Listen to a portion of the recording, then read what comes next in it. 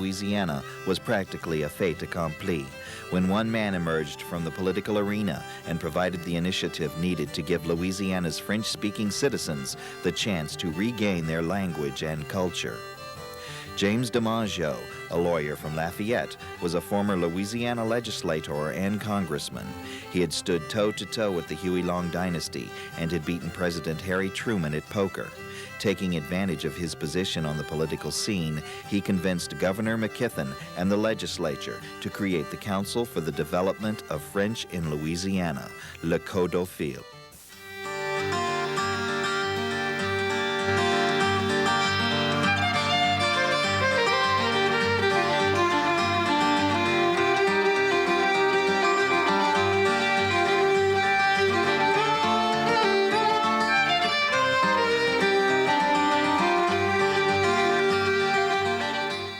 Jimmy, tell us how CODOFIL, this saving this culture and this language, how it originated. Did a bolt of lightning come out of the sky? Were you drinking Jim Beam? How did it happen? The necessity was brought to my mind when a letter was published in the Lafayette newspaper by two young Canadian boys from Montreal who said that they had been in South Louisiana for some 3 or 4 weeks and found a great amount of French still spoken, but regrettably nothing was being done about it. So I called the newspaper. Their address was not present, and they knew a particular professor at Southwestern by the name of Dr. Rogers. I called Dr. Rogers. I says, who are these young people?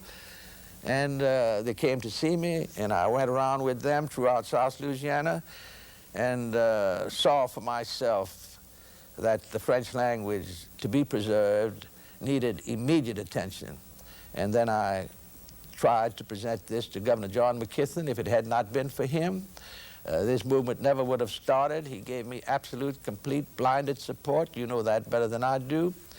And I give him credit for it, and that's how it started.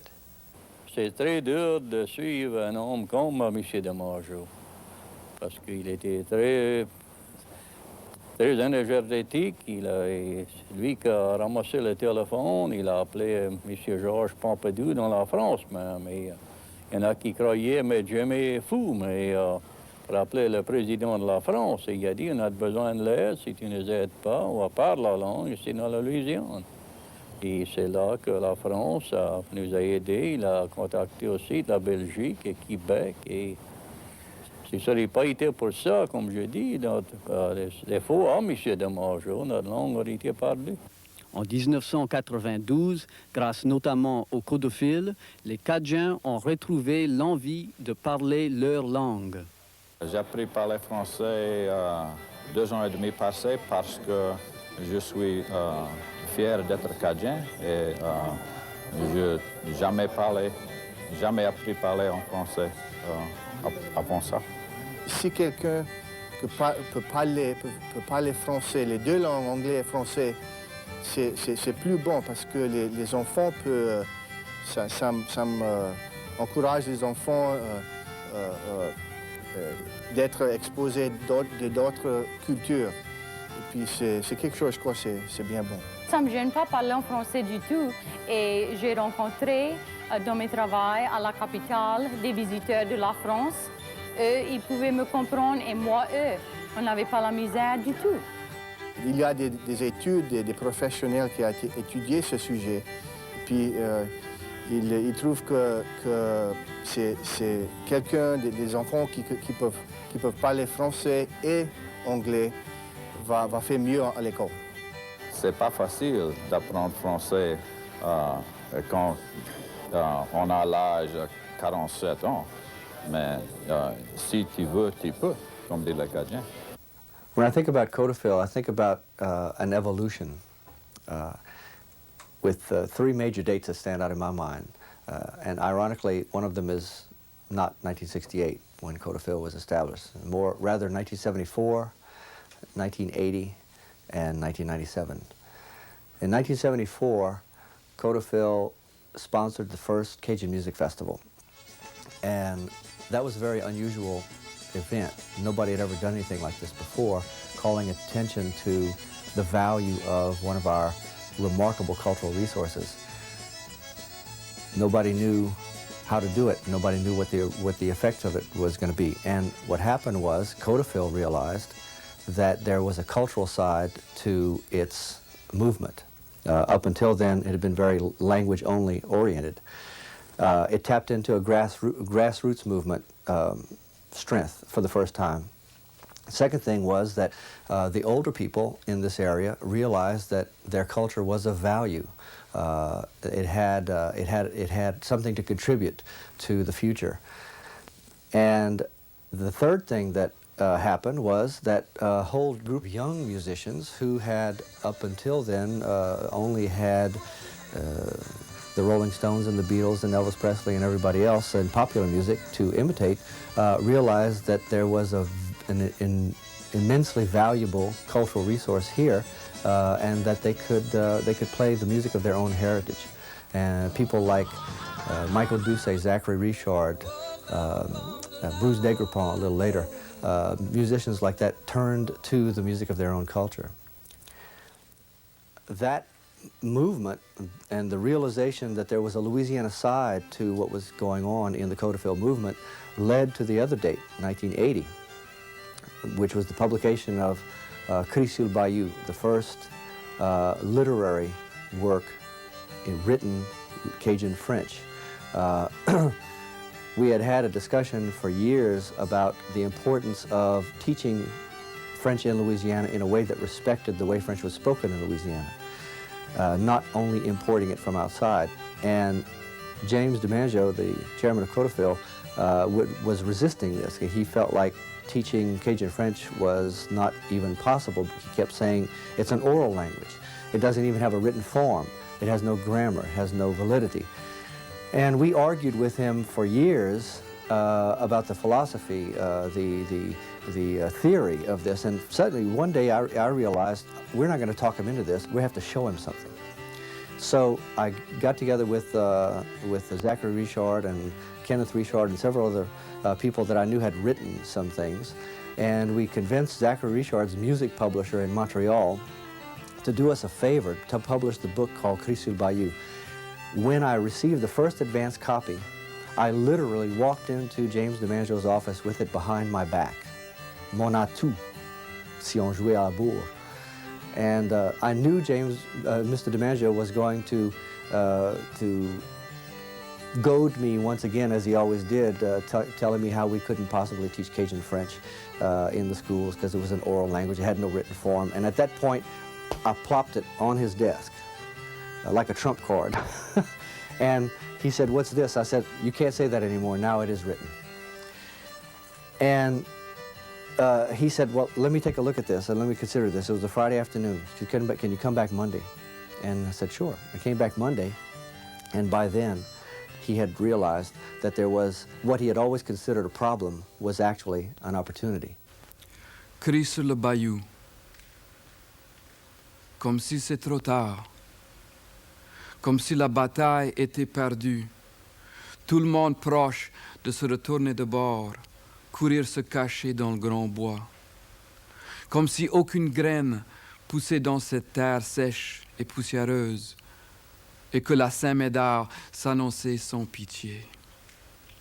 Comme si rien, même bien amarré, pouvait résister de se faire garrocher d'un bord à l'autre dans ce grand vent, grand comme le plus gros ouragan. Et que la charité et l'espoir nous avaient abandonnés. Et que ni les hommes, ni les animaux, ni les plantes, ni les pierres, ni les microbes, ni les atomes, ni les soupçons s'entendaient, mais se lançaient des grimaces et des insultes, des injures et des trahisons, des coups de poing dans le noir, d'engrinçant les yeux rouges, et que les courageux avaient tous tombé comme des chênes blancs à la fin de leur temps, laissant un silence de cercueil sauvage, étouffant inspiration, enlevant tout, même la conception de la fin subie. Quand le vent est tombé brut, soudainement silence propagé comme un brouillard de pestilence et de noir, plus grand silence qu'il pourrait jamais avoir, écrasé sur le sud-ouest de la Louisiane, j'ai entendu un cri. Un cri sur le bayou, comme j'avais jamais entendu. Fort et résonnant, comme un cocodrie au fond du marais, comme le roi des cocodries, ses poumons remplis de musique. Splendide comme le cri d'un fursé courtisan le soir, comme un marlion au fin fond du ciel. Un cri tranquille et beau, comme une ange, comme la voix de Dieu parlant à son amant après avoir fait l'amour. Un cri venant de loin, de loin. Et mon cœur s'est mis à battre comme pour casser ma poitrine.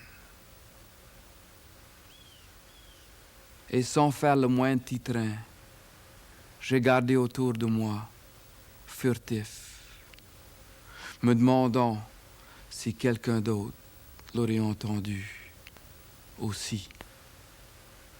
When we started thinking about this, those of us at the University of Southwestern Louisiana, began thinking, well, who are we? Why do we sound the way we sound? Why do we speak the way we speak? Why do we live in the kinds of houses we live in? Why does our music sound the way it sounds? And when we started doing that, we began to trace backwards the culture of South Louisiana to its sources. And that tracing process led us to Quebec and Acadia and France, of course, but it also led us to Belgium, the West Indies, Africa, Vietnam, and all of the other French-speaking cultures that had contributed to the way we are, the way we live in French in this state. And that discovery led us to understand that we were dealing with the rest of the French-speaking world, the whole French-speaking world. And we developed a holistic approach to how to deal with French in Louisiana that caused us to also discover the entire French-speaking world.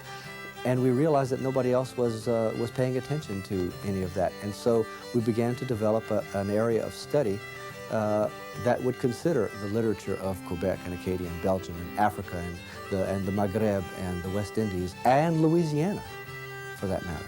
And Louisiana earned its place in the Academy.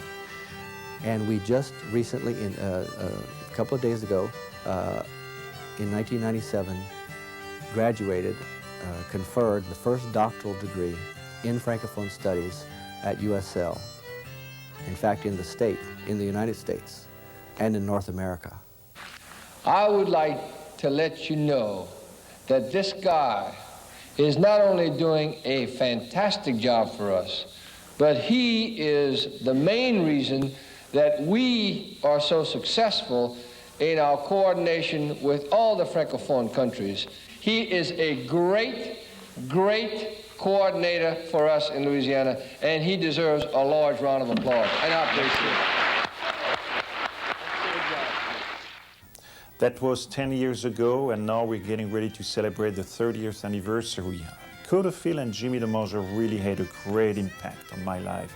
I came to Louisiana in 1979 and 1974 and started working then with CODOFIL on many challenging and exciting projects, radio, TV, bilingual markers. We started a newspaper back then. And in 1979, I became director of CODOFIL and was at the helm of CODOFIL until 1989. 10 exciting years with the Bessie mandate, mandating the teaching of French in the schools of Louisiana and many other good things for the state of Louisiana. But in 1989, I wanted to do something else. I was ready for a new dimension to these cultural and educational activities. And CODOFIL certainly was ready for some new blood too. I thought it was time for a Louisiana director, a Louisiana native at the helm of CODOFIL.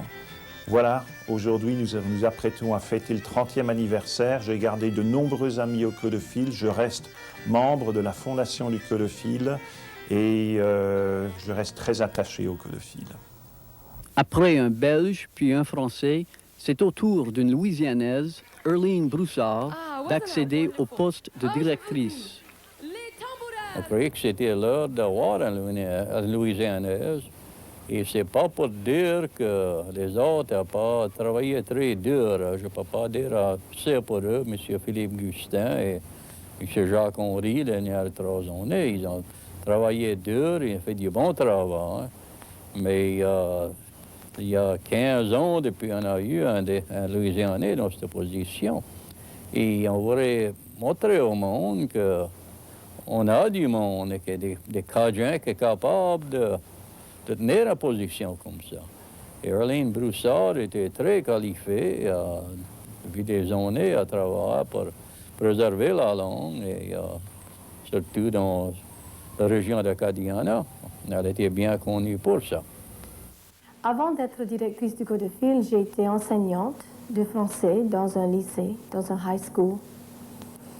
Et surtout, ma passion, c'était d'aider le théâtre cadien. J'étais directrice artistique du théâtre cadien. Et à part de ça, je faisais beaucoup de différentes activités avec le département de l'éducation pour promouvoir l'utilisation de chansons populaires, du folklore louisianais dans les salles de classe.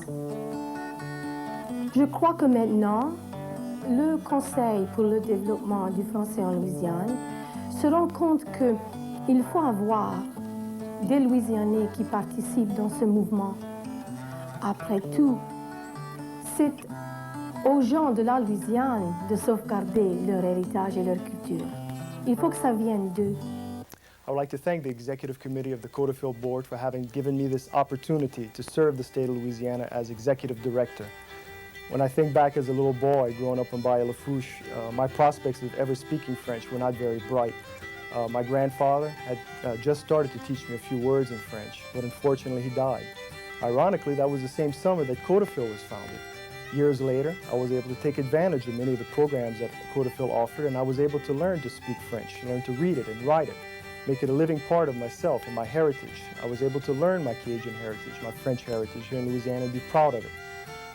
I look forward to the future here in Louisiana now, thanks to that.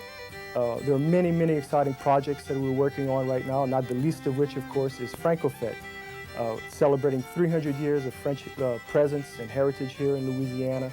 And of course, the Congrès Mondial Acadien, which will be the gemstone of the Francofête in 1999, when we're inviting all of our Acadian cousins and our friends of the Acadians also, of course, to come to Louisiana to celebrate our heritage with us.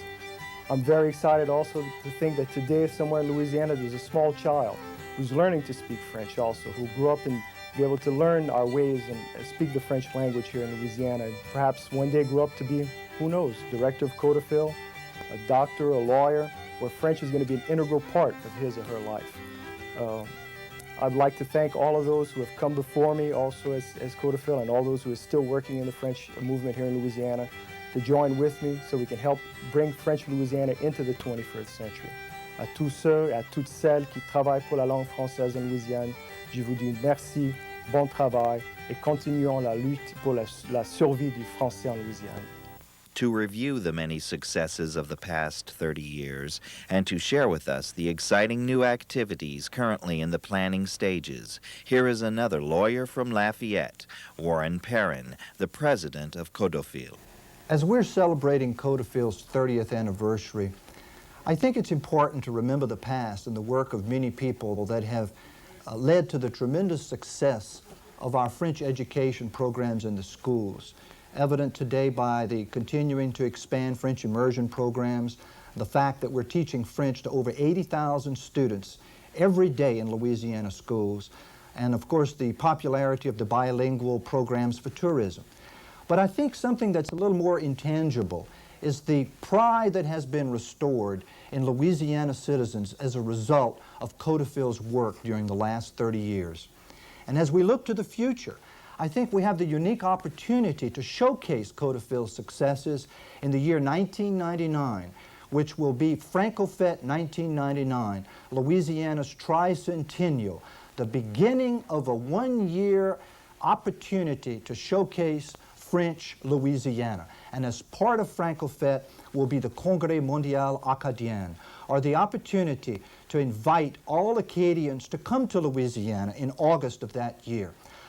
Le premier congrès mondial acadien, c'était au Canada. Mais le deuxième va être en Louisiane et ça va nous donner une chance de montrer à tout le monde que notre langue est toujours vivante et la culture marche très très bien en Louisiane.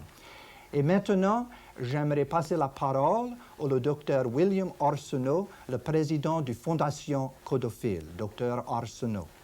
La Fondation CODOFIL a été créée à peu près 3 ans passés avec le but de lever l'argent privé pour assister CODOFIL dans les travaux de CODOFIL. Well, I may have changed in the last 5 years, but the mission of the CODOFIL Foundation has not. We are still dedicated to raising private money to assist CODOFIL in its activities. We publish books and poems in French. We purchase books for school children. We provide scholarships to students. I'd like to tell you a little bit about how the foundation got started. In the last years of his life, Jimmy Domengeaux and I had many conversations about the need to create a private entity to raise private funds for CODOFIL. And in the last year of his life, he authorized us to proceed, and we created this nonprofit entity that we have today, the CODOFIL Foundation. And I want to thank all of you for your generous contributions to this 30th birthday gala. Please know that the money that you've contributed will never be spent. We only spend the interest and whatever capital gains we may accrue on the activities that go to support the work of CODOFIL. Now let's turn back and have a look at Gus Weil and Jimmy Domengeaux. Jimmy, how would you like to be remembered? Oh, Gus, I never thought about that. What I have seen about life is that a man dies and maybe his wife or his brothers and sisters will remember him for 2 or 3 weeks, and the balance of the world forget him. Who speaks of Roosevelt? Who speaks of de Gaulle? I'm going to disagree with you just this one time. I think that Jimmy Domengeaux will be remembered as a man who saved a culture, a language, and helped the people retain and maintain the great dignity which they do possess. And in the meantime, I love you, and it's been wonderful being with you. Well, you're sweet, but you're wrong.